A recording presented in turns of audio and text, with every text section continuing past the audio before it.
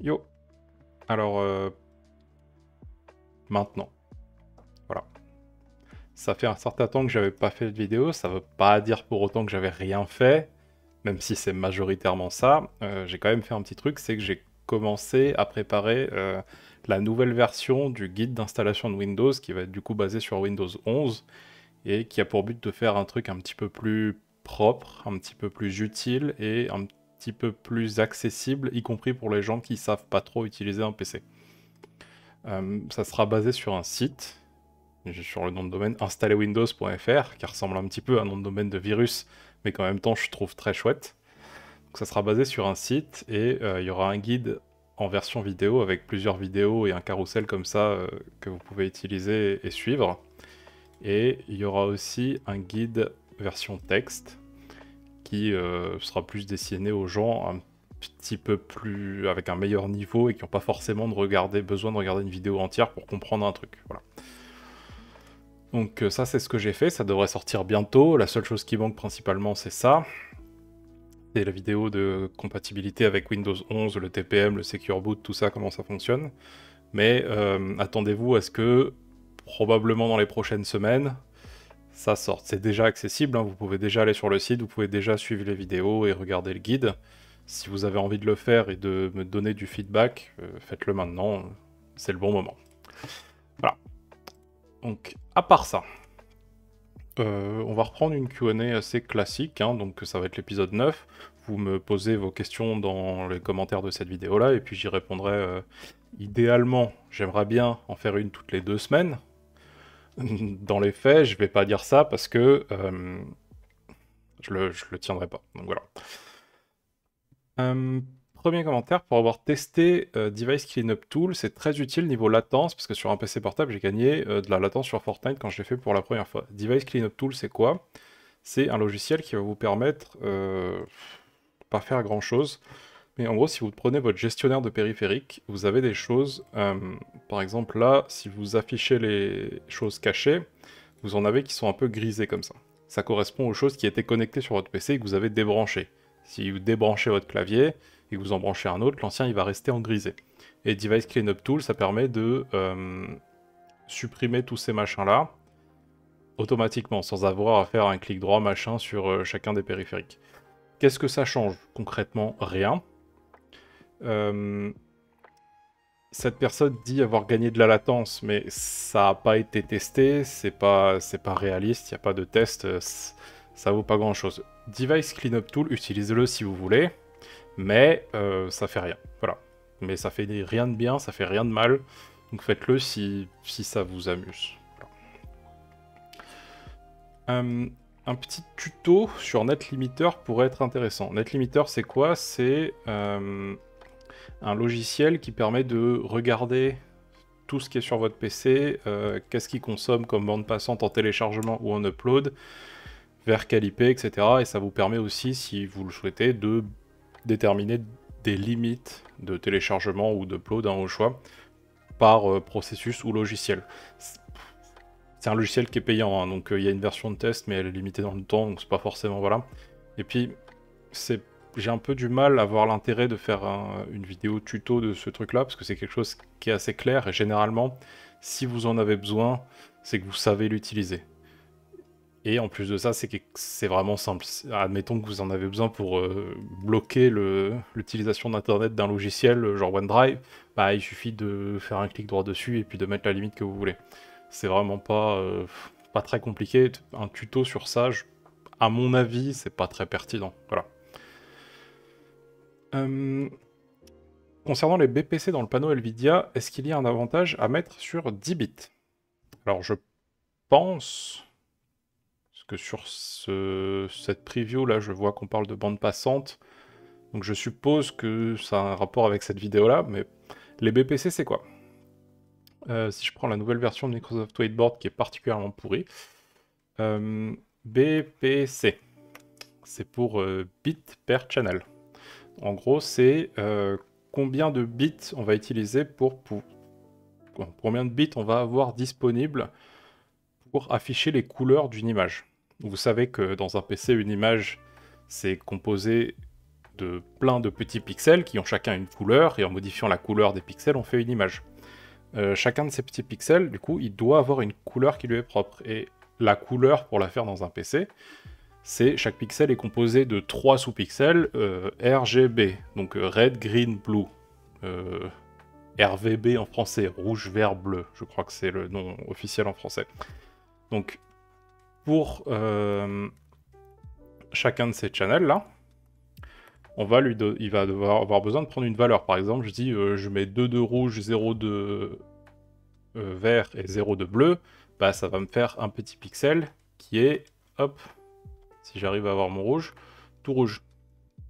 Et inversement. Et si je mets beaucoup de rouge, un petit peu de bleu, ça va faire des mélanges de couleurs, etc. etc. Bon, ça, c'est le principe des couleurs normales. Sur votre PC,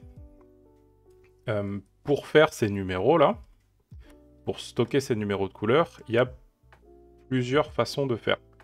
La façon habituelle, c'est d'utiliser 8 bits par channel de couleur. 8 bits, donc de puissance 8, donc de 0 à 255. Hop. Donc ça nous fait un total de 256 possibilités. Exactement pareil pour le vert, ça fait aussi 256. Et exactement pareil pour le bleu, ça fait aussi 256. Donc j'ai toutes ces possibilités-là de couleurs par channel. Donc au total, mon total de couleurs possibles, ça va être 256 fois 256 fois 256 pour chaque channel. Et ça va me faire un total de 16 millions de couleurs. 16 millions de couleurs, c'est beaucoup, c'est super, on arrive à faire plein de choses avec ça. C'est comme ça que sont codées environ 99% des images d'aujourd'hui. Et il y a un truc que j'ai oublié de dire avant, que j'aurais sans doute dû dire avant, c'est l'intérêt d'avoir plus de couleurs, c'est notamment pour les gradients.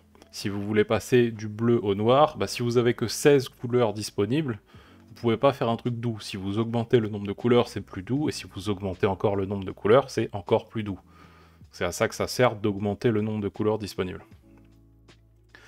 Donc là, on est à 16 millions de couleurs pour du 8 BPC. Donc 8 bits là, 8 bits là, 8 bits là, 8 bits par channel, ça nous fait 16 millions de couleurs. Maintenant, hop, si vous avez certains écrans, propose le 10 BPC. Donc de la même manière, on a le RGB, et au lieu d'avoir 8 bits, 8 bits et 8 bits, on en a 10. Donc 10, 10 et 10. Ça nous amène à 2 puissance 10, et ça nous amène à 1024 couleurs par canal. Donc ici 1024 aussi pour le vert, et aussi 1024 pour le bleu. Et en termes de total de couleurs disponibles, du coup, ça nous fait du 1024 puissance 3, et ça nous fait quelque chose comme 1 milliard de couleurs. Hein. Donc on va mettre 1000M. Voilà. Ça nous fait environ 1000 millions de couleurs disponibles. Du coup, ça permettrait, en théorie, d'améliorer encore cette image-là. Si vous, par exemple, au lieu encore à droite, après 16 millions, vous mettez 1000 millions, bon bah là, parce qu'à 16 millions, on voit encore des petits traits, à 1000 millions, on les verrait moins. Ça permet de faire des gradients encore plus doux. C'est bien, c'est probablement le futur, sauf que ça demande plus d'espace de stockage, tout est plus lourd, il y a plus de calculs, etc. etc. Et surtout, il n'y a pas énormément de contenu sur votre PC qui est fait en 10 bits.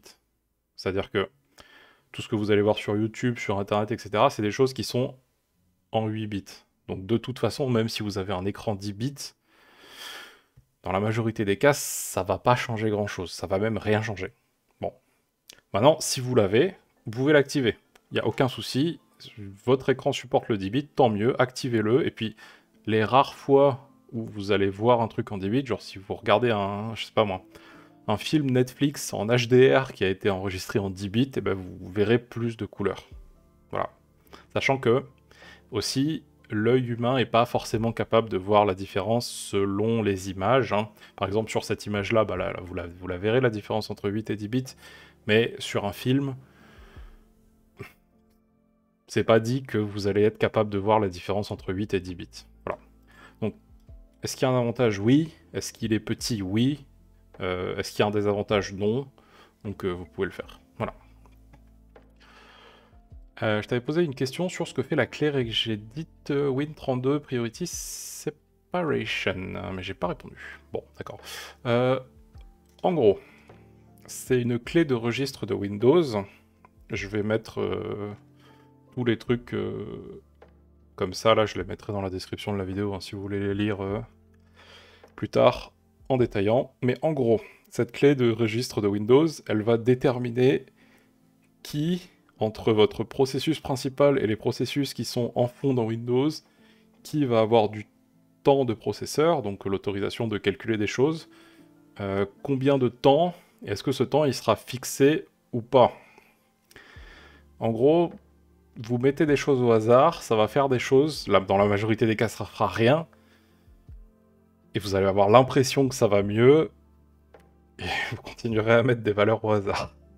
Si vous voulez vous amuser avec, faites-le, il n'y a pas de souci, c'est du même style que toutes les optimisations Windows. Mais en gros, ce qu'il faut retenir, c'est que par défaut, c'est très bien. Voilà. Surtout que si vous vous amusez à trop changer ça, ça va jamais casser votre PC, mais ça peut potentiellement vous ralentir certains trucs en tâche de fond, dans certains cas, si vous faites beaucoup de choses. Dans la majorité des cas, ça fait rien. Voilà ce qu'il faut retenir. Si vous voulez lire ça, je vous le mettrai dans la description. Si vous voulez tester des trucs, vous testez des trucs. C'est très simple à tester. Il suffit de changer la valeur. Il n'y a même pas besoin de redémarrer le PC pour que ça s'applique. Vous allez dans votre jeu, vous faites un Alt-Tab, vous changez la valeur, vous repartez dans votre jeu et vous testez. Amusez-vous avec si vous avez du temps à perdre, concrètement. Voilà. Processeur à 100% probablement sur Fortnite, est-ce que c'est un problème? Et si oui, comment diminuer? Alors, oui, avoir le processeur à 100% d'utilisation sur n'importe quel jeu, c'est un problème. Parce que le processeur, il va pas gérer que votre jeu. Votre processeur, oui, il va vous servir à afficher votre jeu, à calculer tout ce qui est écrit, mais il va aussi gérer le clavier, il va aussi gérer la souris, il va aussi gérer, je sais pas moi, votre casque, il va aussi gérer... bref, tout ce qui est dans votre PC, ça va passer par votre processeur. Hein, AMD là. Non, pas AMD, ils ont fait des processeurs de merde. Donc bref, si votre jeu surcharge votre processeur et qu'il est à 100%, bah votre clavier, il peut avoir du mal. Vous allez appuyer sur la touche A et ça va mettre 50 millisecondes à répondre. Vous allez déplacer votre souris, ça va mettre un peu de temps à répondre. Votre casque, pareil, le son, il va craqueler un petit peu. Vous savez, ça fait faire des petits cric, ça va pas être fluide. Hein, ça, c'est parce que votre processeur, il est surchargé, il n'arrive pas à tout faire dans les temps, et forcément, il y a des trucs qui vont être retardés. Et si vous avez un jeu, généralement, ça veut dire que le reste, c'est en tâche de fond, et ça peut être le reste qui est retardé. C'est déconseillé d'avoir votre processeur surchargé. Voilà. Maintenant, comment diminuer la charge processeur? Bah... généralement, la solution la plus simple, hein, c'est de bloquer les FPS plus bas dans votre jeu. Parce que si vous êtes sur un jeu, on peut supposer que ce qui surcharge votre processeur, c'est le jeu en question. Sauf si vous avez 15 navigateurs et 400 onglets ouverts, et une vidéo YouTube en 8K à côté, bon bah fermez la vidéo YouTube avant, évidemment. Mais, de manière générale, ça va être votre jeu, et pour que le jeu prenne moins de processeur, selon les jeux, vous pouvez désactiver certaines options graphiques, certaines options. Il y a certaines options qui prennent plus sur le processeur, d'autres plus sur la carte graphique. Généralement, tout ce qui est intelligence artificielle, nombre de personnes à afficher, choses comme ça, c'est assez pénible, enfin c'est assez difficile pour le processeur. Et tout ce qui est les choses genre ombrage, texture, etc., c'est plutôt la carte graphique. Mais c'est des généralités, ça dépend des jeux, etc., etc. Donc soit baisser ces options-là, soit tout simplement bloquer les FPS du jeu plus bas. Si vous êtes sur Fortnite à 400 FPS et que votre processeur est à 100%, bah, bloquez vos FPS à 300, votre processeur il sera peut-être à 80%, mais au moins votre souris elle sera fluide. Et c'est quand même une bonne idée. Voilà. Yo, juste pour info, on ne peut pas changer la route d'un paquet vers un serveur de jeu. La route est gérée au niveau des failles. Ouais. Ah, c'est très vrai ce qu'il dit, ce monsieur. C'est très vrai, et je suppose qu'il dit ça parce que dans la vidéo d'avant, on avait parlé de trucs, de tweaks pour augmenter la connexion. Et effectivement, c'est pas vous qui décidez comment votre paquet il va aller de votre PC jusqu'au serveur de CSGO. Donc de toute façon, vous avez absolument aucune influence là-dessus, et c'est pas la peine d'essayer de chercher des tweaks qui vont améliorer votre connexion ou réduire votre ping ou je sais pas quoi, c'est des conneries. Que penses-tu de DirectX 12 par rapport à DirectX 11 qui sont proposés sur Fortnite? Sur Fortnite, maintenant, il y a 3 modes. Il y a DirectX 11, DirectX 12 et le mode performance, basé sur DirectX 11, mais différent. Je pense pas les avoir sous la main, parce que j'ai dû formater mon PC depuis. Non, je les ai pas sous la main. Mais à une époque, ça remonte à peut-être 1 an, j'avais fait des benchmarks sur ces 3 modes-là. Et sur mon PC, en tout cas, hein, ça vaut ce que ça vaut, j'avais pas vraiment constaté de différence de performance. Et le mode le plus performant pour moi, c'était DirectX 12 sur mon ordinateur, avec mon cas il y a 1 an. Hein, ça peut énormément avoir changé. En plus, je vous dis ça de mémoire, j'ai pas les benchmarks à vous montrer. Donc vraiment, ça vaut pas grand-chose. Hein. La seule chose que je peux vous dire, c'est que vous devez simplement le tester. Hein. Vous prenez CapFrameX là, vous allez lancer une partie, vous faites des tests en DirectX 11, 12 et performance dans la même situation, vous essayez de reproduire au mieux, vous comparez les FPS, les 1% low, etc. Et voilà. Et si vous n'avez pas envie de tester, parce que ça vous emmerde et que vous voulez juste jouer, je vous suggère de vous mettre en DirectX 12, parce que c'est une API qui est plus récente. Voilà.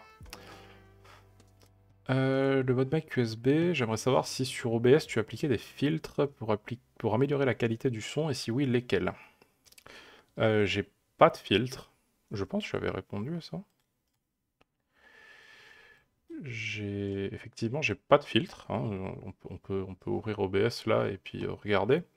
Mon micro il est là, et il faut aller dans filtre. Ah, j'ai un filtre, autant pour moi. J'ai de la suppression de bruit. Bon, très bien, je pensais pas avoir de filtre, mais apparemment j'ai un filtre de suppression de bruit. Et normalement, on peut peut-être l'enlever, parce que je pense que ça ne devrait rien changer. Là, il est activé. Hop, et là, il a été enlevé, je l'ai désactivé. A priori, ça va pas changer grand-chose. Sur quel mode de micro, omnidirectionnel ou unidirectionnel? Alors, hop là. C'est quoi le pick-up pattern? En gros, omnidirectionnel. Si vous avez votre micro là, au milieu, omnidirectionnel, ça veut dire que le micro va capter partout autour à 360 degrés. Donc si vous avez un ventilateur ici, bon, voilà, mon ventilateur est un peu vide. Si vous avez, je sais pas moi, votre PC ici qui fait du bruit, ça va être capté par le micro en omnidirectionnel. Alors qu'en unidirectionnel, le micro il va capter un petit peu comme ça. Hein, le but du jeu, c'est qu'il capte seulement dans un cône selon comment il est orienté. Alors en pratique, c'est pas parfait, hein, c'est-à-dire que devant il va peut-être capter à ce niveau-là, et puis tout le reste il va être capté à ce niveau-là autour. Vous voyez ce que je veux dire? C'est pas parfait, mais ça, c'est un peu plus directionnel. Voilà, bon, ça capte un peu mieux pile devant le micro et ça capte un peu moins bien derrière, c'est censé isoler. Par contre, le désavantage de ce mode-là, c'est que généralement la qualité sonore, elle est un peu moins bien. En omnidirectionnel, la qualité sonore, elle est supérieure, mais du coup, vous avez un peu tout ce qui se passe dans la pièce. Alors, omni ou uni, ça dépend des gens. Moi, je sais que je vis seul dans une pièce qui est assez calme, donc je peux me permettre de me mettre en omnidirectionnel. Et c'est dans ce mode-là que je suis. Voilà. Salut, existe-t-il une méthode pour réaliser une nouvelle installation de Windows 10 sans désinstaller ces jeux ou programmes? Si oui, est-ce que ça sera aussi sain qu'une réinstallation classique? Ça existe, c'est la réinitialisation de Windows, c'est accessible dans les paramètres, Mais déjà, ça marche jamais. Hein. Une fois sur deux, tu vas lancer la réinitialisation et ça va dire non, non, mais je peux pas faire. Et puis même quand ça marche, honnêtement, ça fait rien de bien sur le PC. Donc, non. Pour répondre en gros à ta question, non, c'est pas possible. Ce que je te suggère de faire, c'est de prendre le temps, hein, prends le temps de sauvegarder tes trucs. Tu sauvegardes peut-être.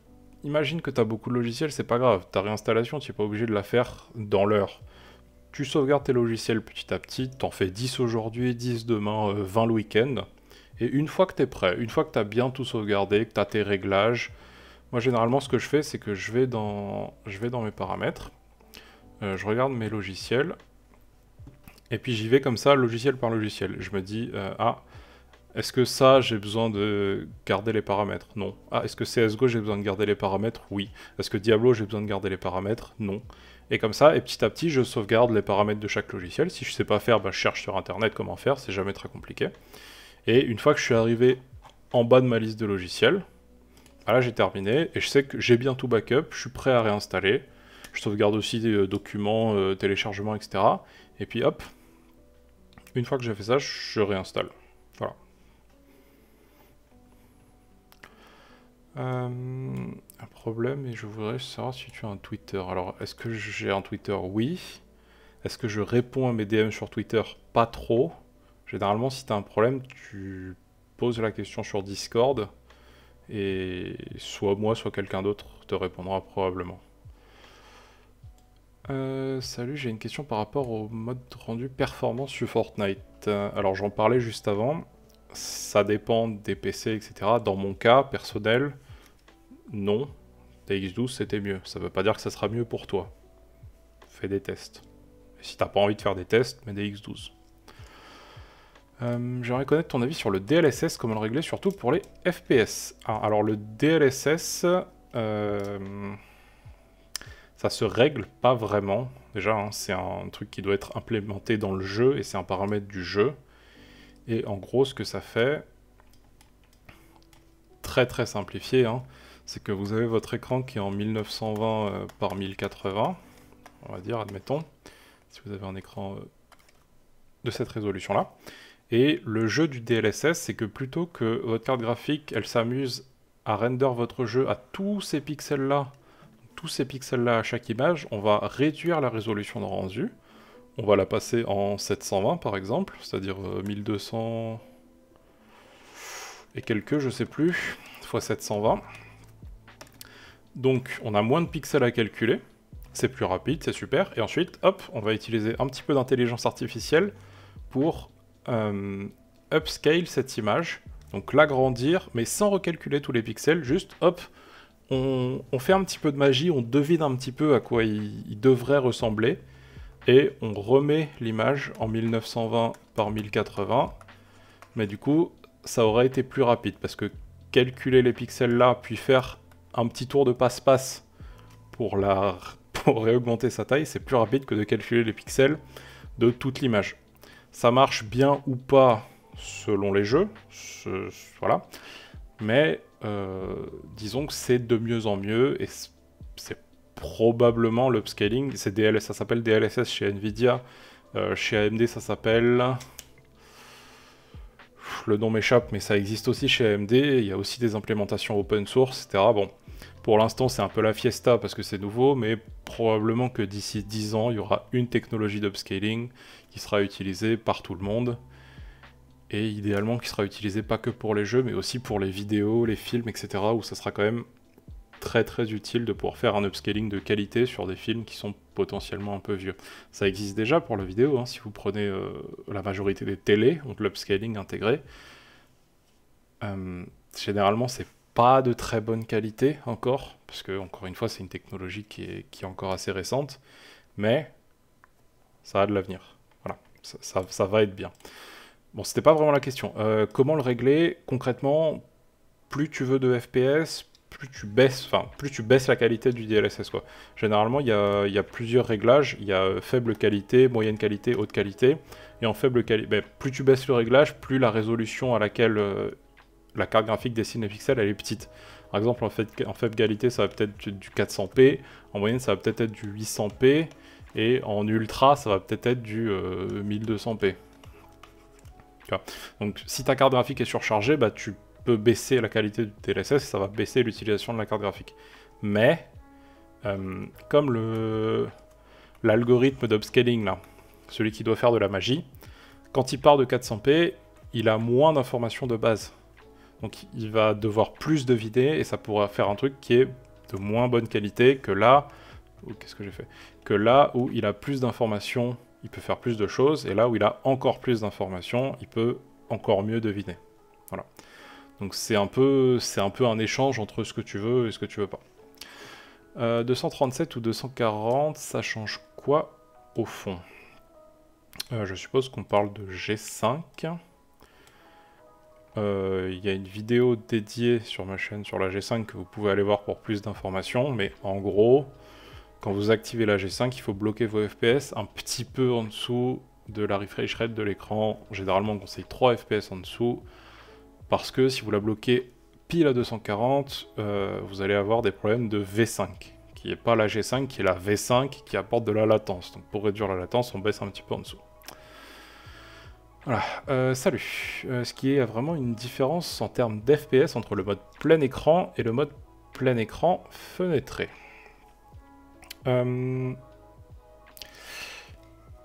Avant, oui, c'est-à-dire que le mode plein écran, c'est le mode où tu as le plus de performance, et c'est le mode aussi où c'est lent d'Altab, et le mode plein écran fenêtré, en théorie, apporte un peu moins de performance, mais l'Altab est plus rapide.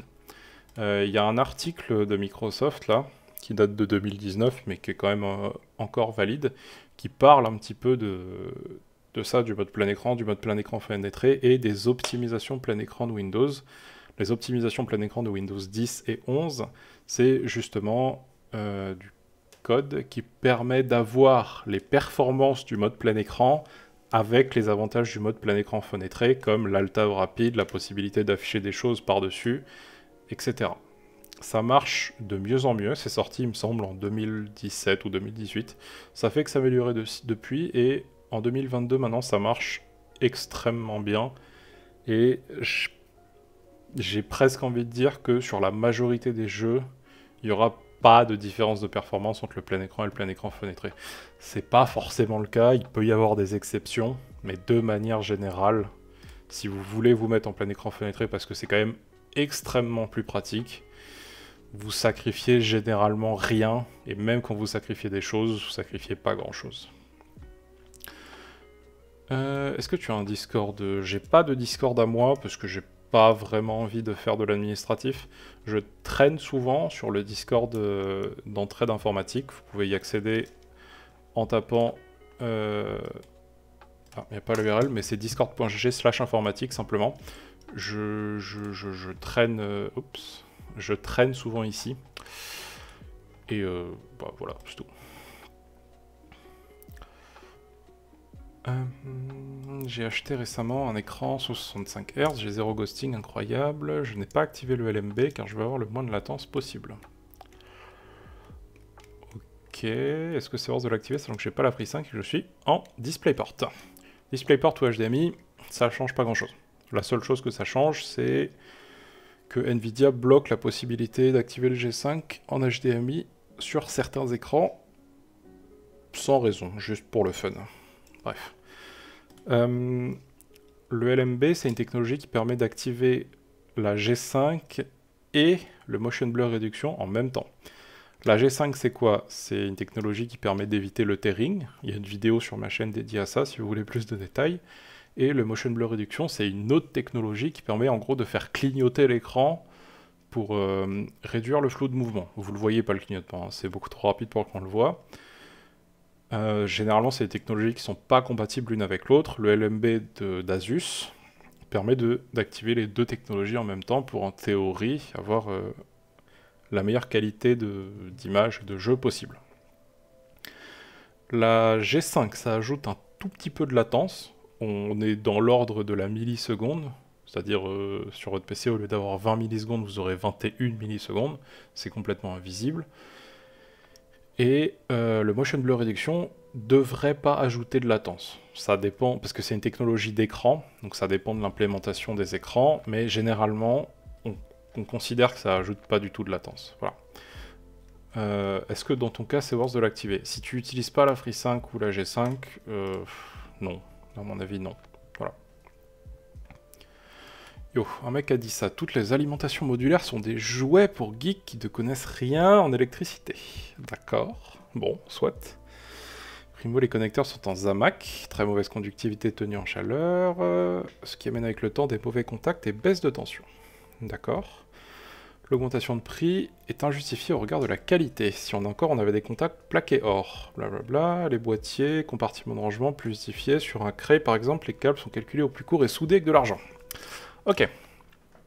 Bon, un Cray, pour ceux qui ne savent pas, Cray, c'est des super ordinateurs, d'accord? Donc on parle d'ordinateurs qui coûtent 20 millions d'euros par pièce et qui consomment des dizaines de kilowatts. D'accord? Ça n'a rien à voir.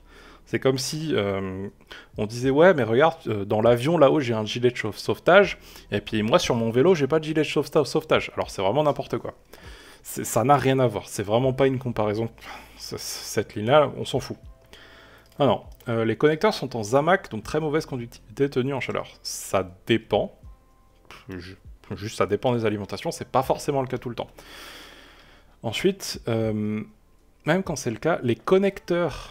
Ok, les connecteurs d'une alimentation, c'est quoi Si, Sonic Prime 850. Hein. Hop. Hop. Les connecteurs d'alimentation, c'est ces machins-là, c'est le truc dans lequel vous rentrez vos câbles. C'est un connecteur en plastique autour pour protéger, pour que vous ne puissiez pas toucher.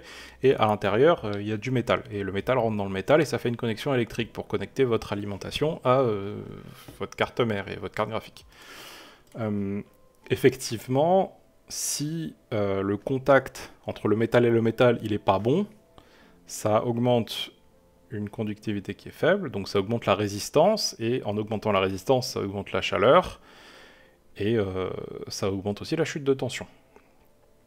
Bon, d'accord, sauf que là, on parle de 12 volts et peut-être 300 watts. Donc ça fait, divisé par 10, là, ça fait peut-être 30 ampères. C'est pas des puissances qui sont fortes, c'est des assez fortes puissances, c'est pas des puissances qui sont très fortes, c'est pas des puissances qui sont suffisamment fortes pour que ce connecteur là il soit inadapté. Il y a des tests,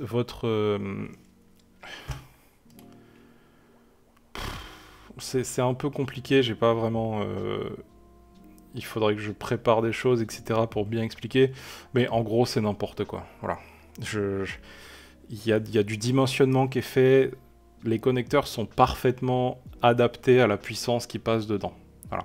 Ça dépend des cas. Si tu achètes une alimentation AeroCool à 35 € qui fait 1200 watts, bon, là d'accord. Mais en supposant que tu achètes une alimentation de bonne qualité, les connecteurs, c'est vraiment pas un problème. Est-ce que en théorie, c'est possible de faire mieux? Oui, bien sûr. Est-ce que en théorie, c'est possible... Enfin, est-ce qu'en théorie, c'est mieux d'avoir des câbles soudés? Oui.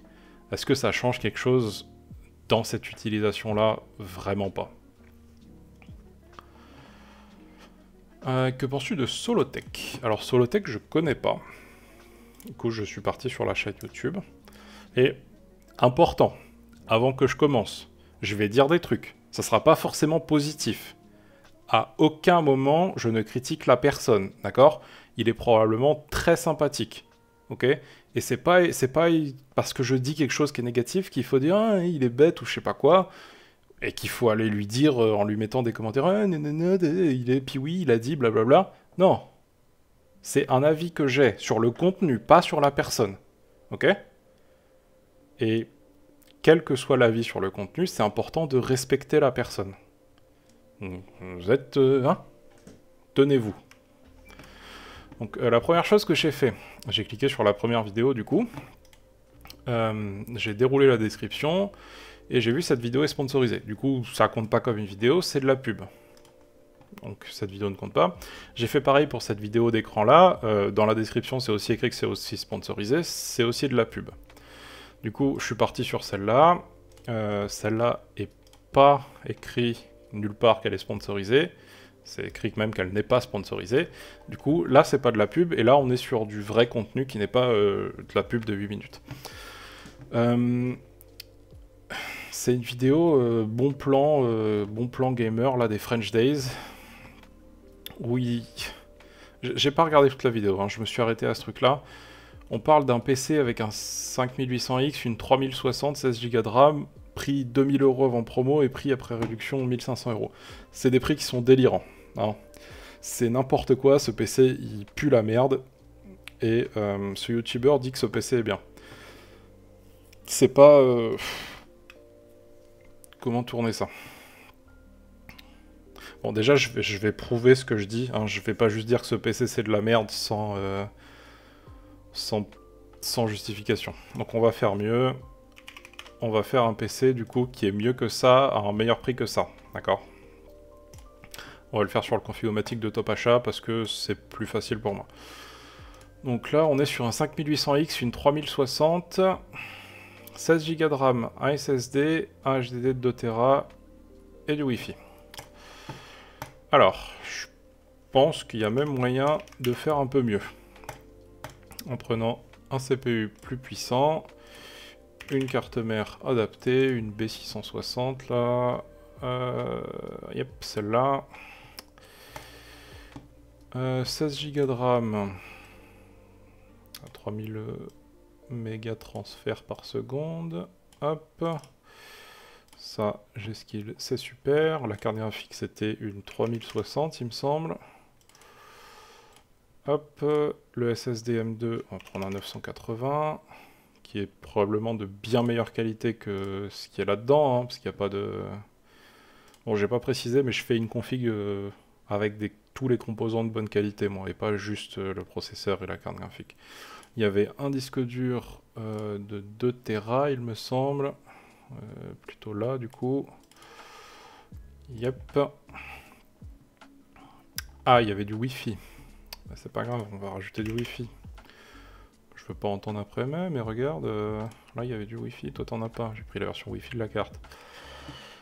Un boîtier, on va essayer de prendre un boîtier qui refroidit mieux que ce machin-là, parce que là, à l'avant c'est une vitre, donc c'est nul. Un boîtier bien pas trop cher. C'est assez compliqué les boîtiers. Depuis le Covid et l'augmentation du prix des containers, c'est pas facile de trouver un boîtier bien et pas trop cher. Hein. Mais je sais pas, ici c'est très bien, mais bon, c'est un peu cher. Et une alimentation, un truc d'assez bonne qualité quand même, que ça soit possible d'upgrade. Ça c'est pas mal. Mais idéalement, j'aimerais bien pousser un petit peu jusqu'à là. C'est une alimentation qui garantit 10 ans, c'est pas mal. Et hop, j'arrive à 1500 €. On enlève les 5% de top achat, ça fait moins 75 €, ça fait 1400 et quelques.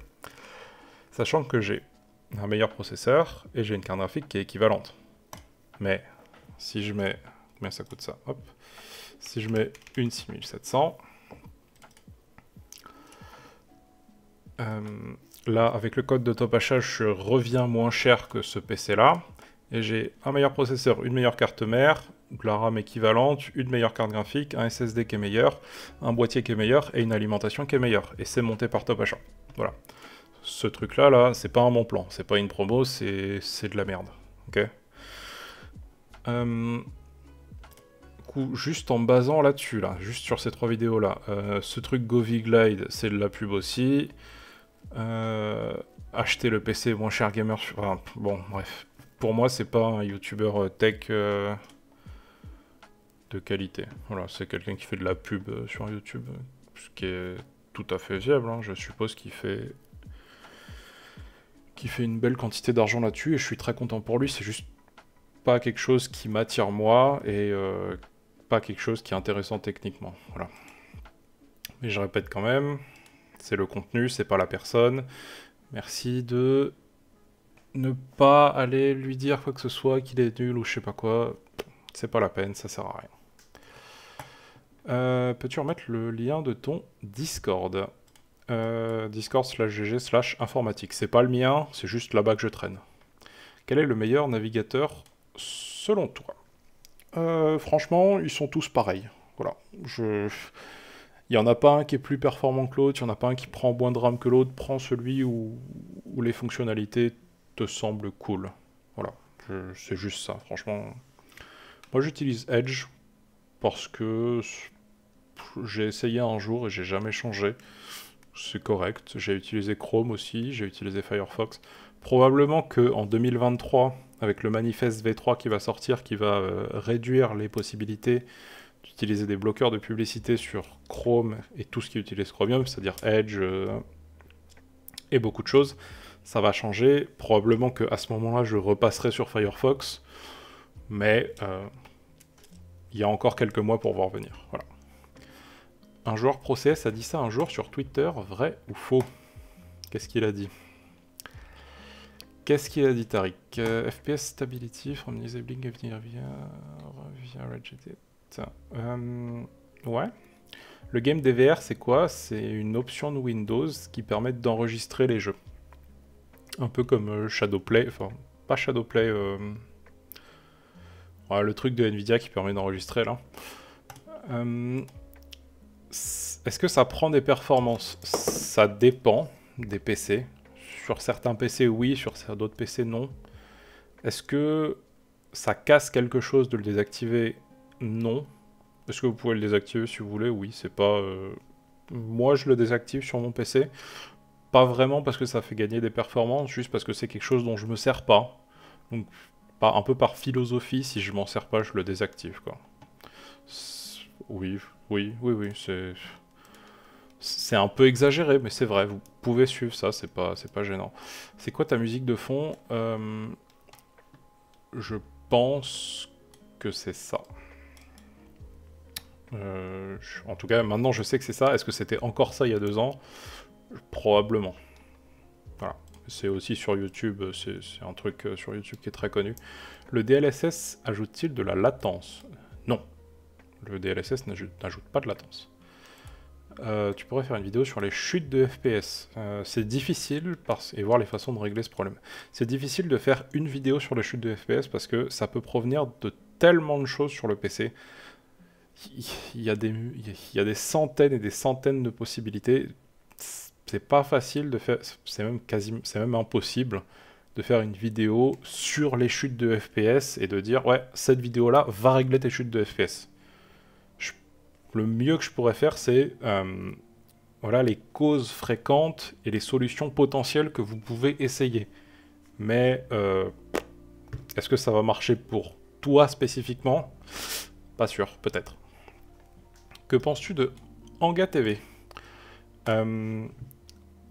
Avant, il faisait des choses pas top, et maintenant, c'est mieux. Voilà. Encore une fois, on parle uniquement du contenu. La personne est très sympathique. J'ai déjà parlé plusieurs fois avec lui, il est vraiment cool comme personne, et pour le contenu, bah, c'est ce que je viens de dire. À quoi servent les hôtes de service de Windows et peut-on les enlever? Alors je suppose que quand il parle d'hôtes de service, il parle de ça, plutôt là, non plutôt là, là. SVC host c'est pour service host. Et c'est un nom générique pour tous les services de Windows. Si tu vas dans tes processus, là, ils seront marqués, tu vois, service hôte, et puis tu auras le détail de ce que c'est à côté. C'est des services essentiels au fonctionnement de Windows. Est-ce que tu peux les enlever? Oui, mais ton PC va plus fonctionner. Donc si tu veux les enlever, tu éteins ton ordinateur, et là, ils vont plus tourner. Voilà. Tu saurais me dire comment faire pour optimiser seulement le processeur? Optimiser le processeur, ça veut pas dire grand chose, franchement. Tu peux overclocker ton processeur, oui. Optimiser le processeur, ça a pas vraiment de sens. Voilà. Et on arrive au bout. Bon, c'était plus long que prévu, mais bon, c'est pas grave hein, pour ces vidéos-là. Si vous avez des questions, quel que soit le sujet, bon, de préférence électronique ou informatique quand même, vous pouvez les mettre en commentaire. Si vous avez des remarques, allez-y aussi. Et voilà. La prochaine, peut-être bientôt, si on a de la chance.